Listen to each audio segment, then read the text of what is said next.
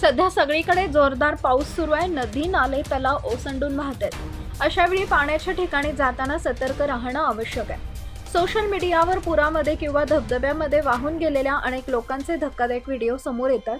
हे व्हिडिओ पाहून अंगावर काटा येतो।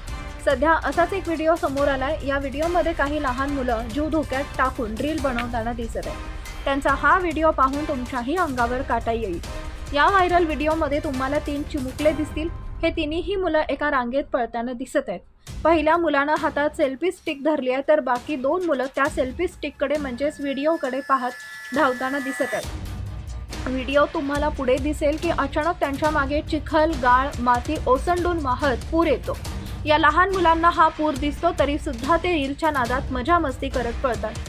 फक्त एका रीलसाठी आयुष्याशी खेळताना दिसतात।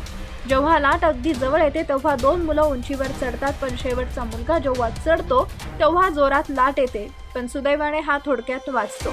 सध्या हा व्हिडिओ तुफान व्हायरल होत आहे। यापूर्वी असे अनेक व्हिडिओ व्हायरल झाले। काही घटनांमध्ये अनेकदा रीलच्या नादात लोकांना जीव गमवावा लागला।